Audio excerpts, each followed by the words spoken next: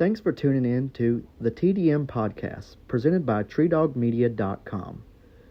TreeDogMedia.com is sponsored by the Canine Transporter. If you're looking to have a dog, puppy, or hound of any type hauled, give Nicole Merkel a call at 912-656-9790. She's USDA licensed, climate control vans, and the best hound transporter in the nation. Otter Creek Embroidery. They are the exclusive hat maker of TreeDogMedia.com hats. Give them a call or look them up on Facebook for all your embroidery needs. Cajun Outdoors Cajun Lights. The Cajun Blinder. The most brightest light on the market and a quality hunting light built right here in the United States of America. Little T Coon Squallers. The Triple Threat, the Original, and the Pro Series are three of the top line and best coon squallers on the market today. And last but not least, our new exclusive sponsor and partner, Dan's Hunting Gear. Thank you, Dan's Hunting Gear, for coming on board for Tree Dog Media. And if you need any hunting gear, visit TreeDogMedia.com, TDM Supplies, for all your Dan's hunting supply needs. All right, everybody. Thanks for tuning in. Today on the TreeDogMedia.com podcast, we have Mr. Austin Marcum with us. Austin, before we even jump into anything, I just want to thank you for taking the time. Time is money nowadays, and we appreciate you coming on and sitting down with us today, sir. Oh, that's no trouble. That's all I got is time. Yes, sir. Austin Marcum, if you've been a follower of ours, might ring a bell. Back in March, we got the opportunity to stop by. It was a short hunt on my part because I was out of shape and tired. I take blame for that, but we got to sit down and do a little interview and even take his little dog Lynn hunting. And I just wanted to say I'm not sure if you keep up with it or have even looked at it, but to this day, you're our most watched video on YouTube with 7.8 thousand views, sir.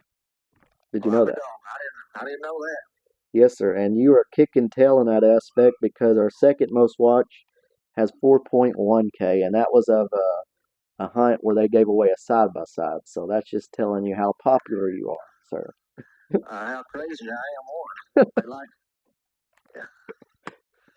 yeah. Well, we hope you enjoyed that. We had fun doing it. I really enjoyed it too, buddy. Yes, sir. I do have a question for you because you did the territory did. How do you handle those hills or mountains? Oh, those aren't mountains compared to some of the places that I've traveled around. They're just, those rock bluffs. They're pretty steep. Now, don't get me wrong, but you just gotta I guess you just gotta love going to your dog. I guess. I get tunnel vision whenever my dog trees, and I have hardly any sense of direction either, so I'm liable to do anything. But you just gotta really love it, I guess. That's why I naturally. Yes, sir. I know that I think we went up 5 that night, going maybe 700 yards to Lynn, and those 5 were if there you call those hills. I say if we would have went to what you call mountains, you'd have probably been leaving me in there, life flighting me out. Oh yeah. You get used to it if you was up here a while, probably. Yes, sir. Did you see that snake photo I posted on Facebook? I have not. We came across a big rattlesnake last night hunting. Do y'all have a lot of snakes or deal with a lot of that? Well, there's some here, but I've only seen one rattlesnake coon hunting. I've seen some cottonmouths, in the early fall, late summer, hunting around some water. But really, I don't see many snakes. I really don't see many. You might see more than black snakes or chicken snakes that don't really hurt nothing. But you don't really see many snakes. I know they're supposed to be here, but I just don't see many of them. I know. I've been down here about 7 years in the state of Texas, and every time I still ain't got used to them. I don't want nothing to do with them, but we see them quite often around here. We actually saw 2 last night. Yeah. Y'all got that big snake catching down there, don't you? Yep. We have, yeah, there's all kinds of roundups and festivals about snakes around here. So, but Man, yeah, it can get sketchy. So, but I want to hit on the video one more time, and then we'll move into the meat of what I want to talk about. But while we were there, we got to go right right on the ranch, right down the road from her Loretta Lynn Ranch, and people have asked me, and if you don't have to expand too much on it, but I'd say you're blessed to get an opportunity like that, and how does that come about, and how do you feel having the exclusive opportunity to get to hunt a place like that? or hunt around it. Yeah, Yeah, we actually didn't really hunt on the right, ranch, but we had to go through it to get there. correct. So a good friend of mine named Timmy Thorne, he actually, I met him several years ago, and we made good friends. Uh, he hunts black and tans. He does have one English dog, pretty good old dog.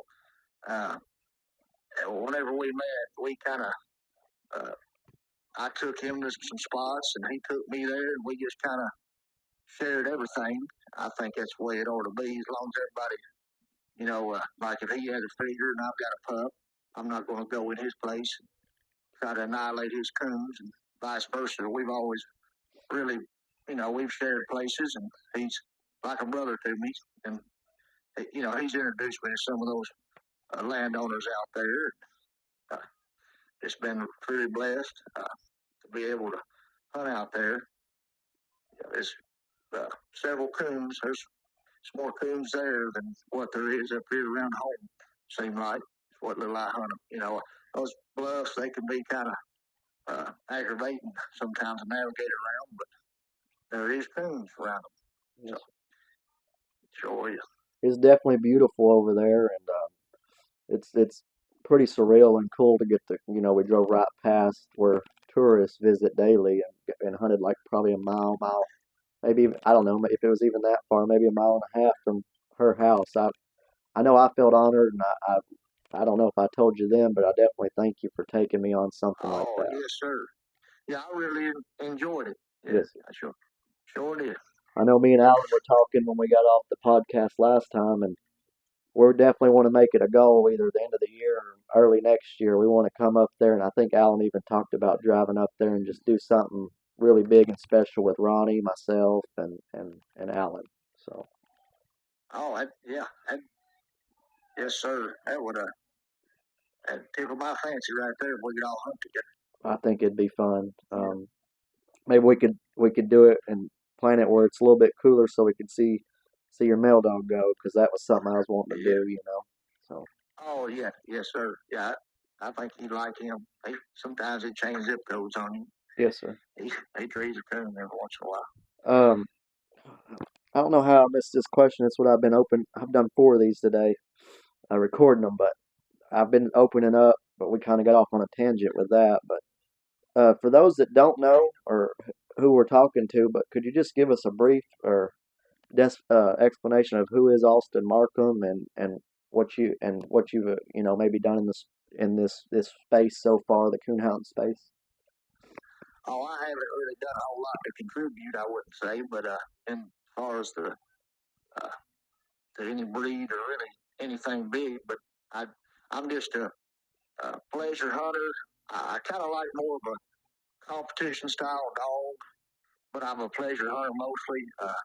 I don't really hunt a lot of hunts. A lot of times I'm got something I'm hunting by itself or singling out for either me or somebody else. That's what I enjoy. Uh, and I just really like to coon hunt. It's really I got rabbit dogs and I've got a fair squirrel dog. And anything to do with a dog, I I really that's just kind of what fans my flame. Yes, sir.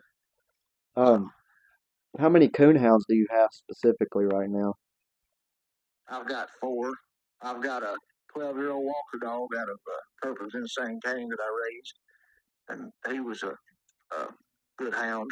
I don't hunt him much, especially not in the hot weather. He was a pretty good hound, and that is false like anything else, but I treed several coon with him.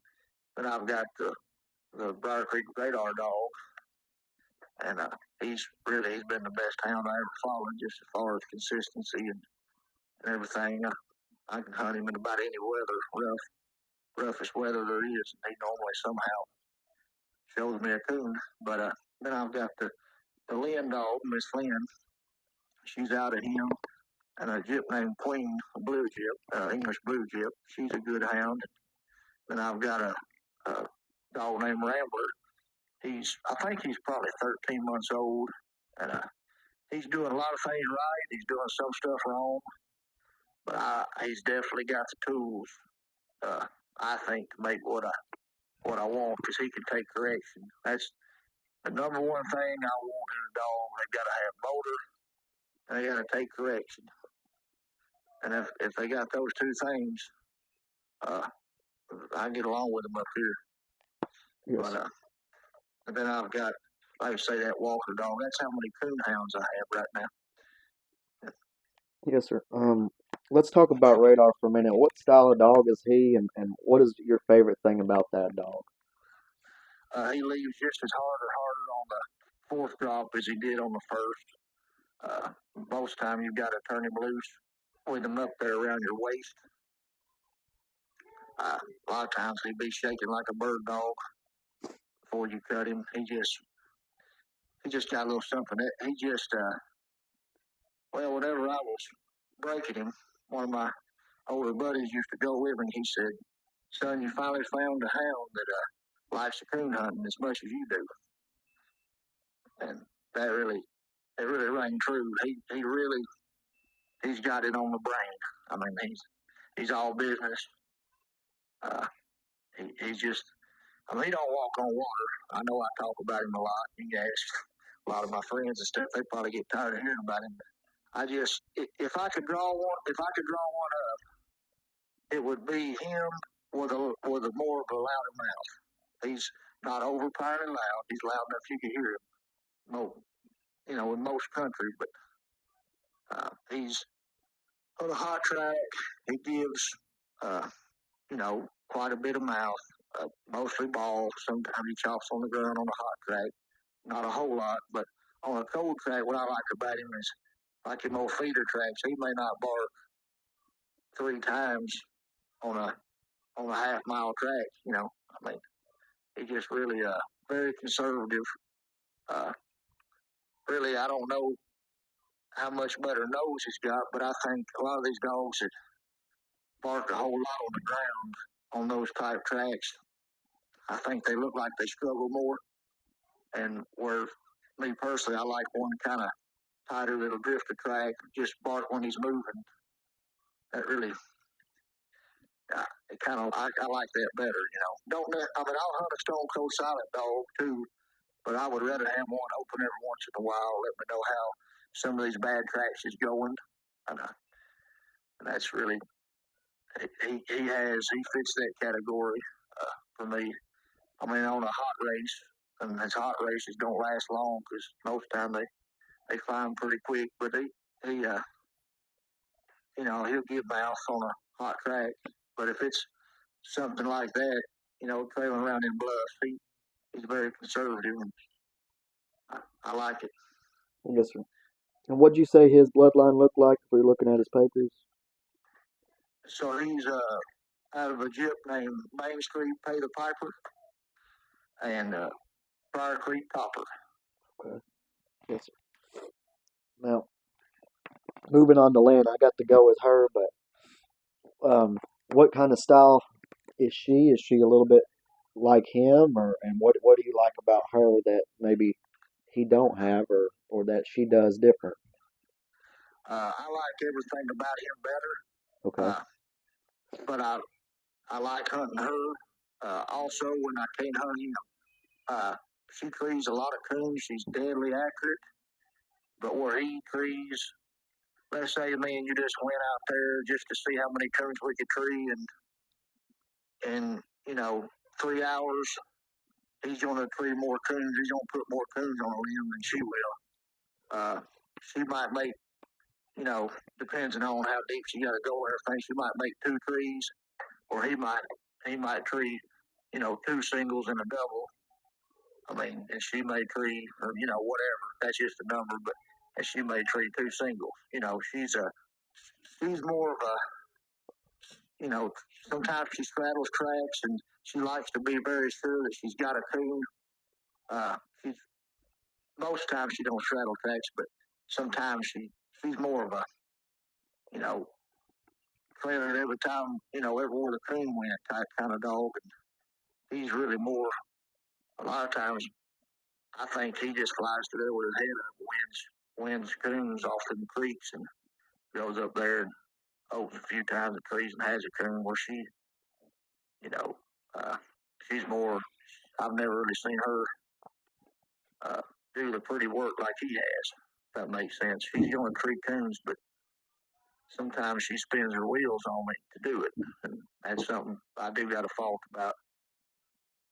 But a lot of times she operates like she did with us the other night, pretty quick. But that's just me nitpicking her, you know. And did you say she was out of radar?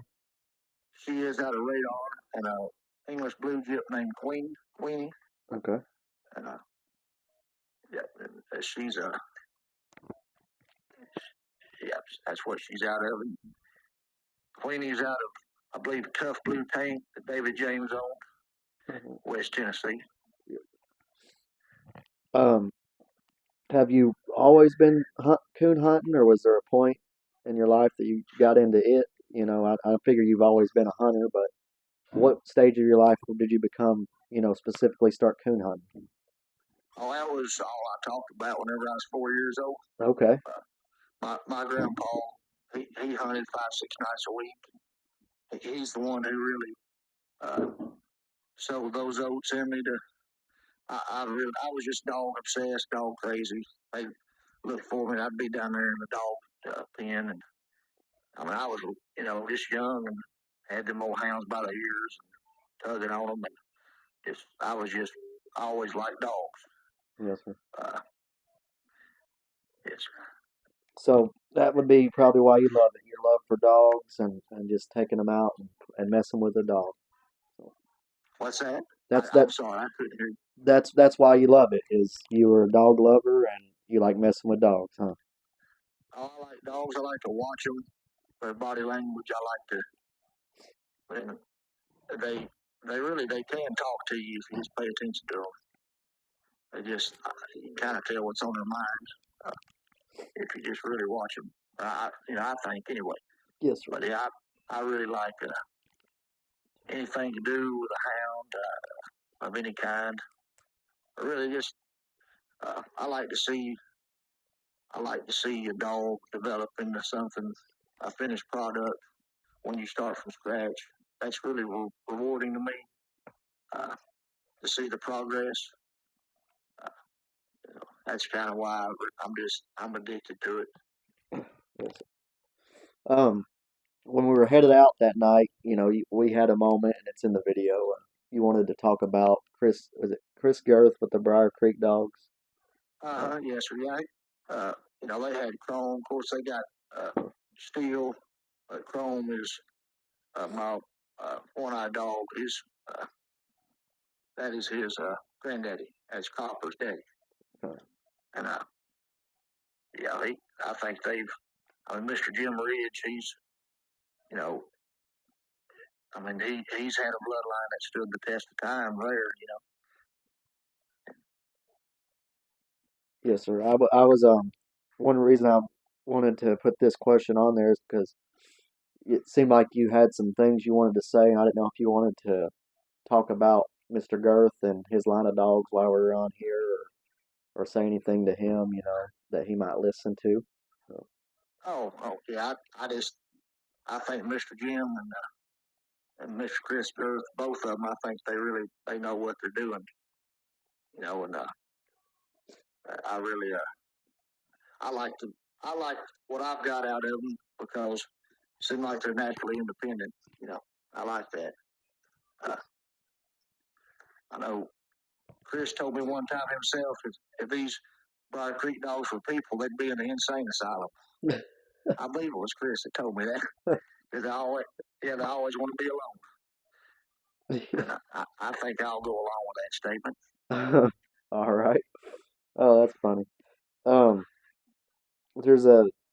I've been bringing them up all day in these deals because, like I said before we started rolling here, he really had a good time on our podcast, Mr. Alan Short, and he gave me a list of names to try and help me out, give me some content, and you were one of them.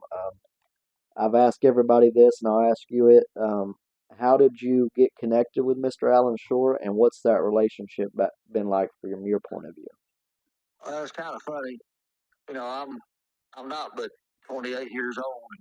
Now everybody tells me on this telephone, and I even seen on that video, I sound like a decrepit old pawpaw. So I called Alan and about a litter of puppies because I wanted, I had the radar dog, and I went through a couple more English pups after him. They just didn't really, suit me in different ways. But I really wanted to try that out of JR. Alan's really got a good thing going with the JR dogs. And I would call him, and I mean, he wasn't rude to me, but he wasn't real warming to me about me getting a puppy. He said, "Well, we're gonna keep them all in the house, sir, and everything." Well,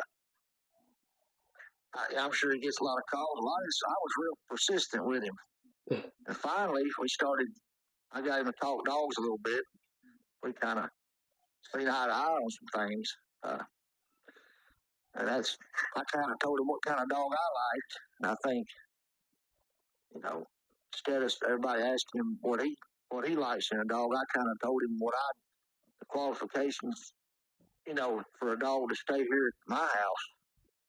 And he kind of changed horses in the middle of the stream there and told me, "That's hey, I'll send you a puppy." Seemed like he'd give me a puppy, and I've started several out of JR. There's been a couple of them that I really sold because of financial reasons or different things that I wished I could have kept, out of some of these crosses. But that's what Rambler is on the bottom side. His mom's the Joseph Field. His dam's the Joseph Field dog. That's a nice jip, and she seems to really be reproducing. They made a second cross on her and another dog named Doc, and he really seems to. She really seems to throw some nice pups. Yes. Have you ever got the opportunity to hunt with Mr. Allen or anything like that? Oh yeah, yes. He's one of my very good friends.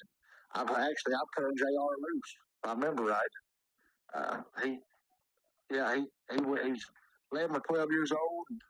And he had a hurt leg previous, and he went free to come.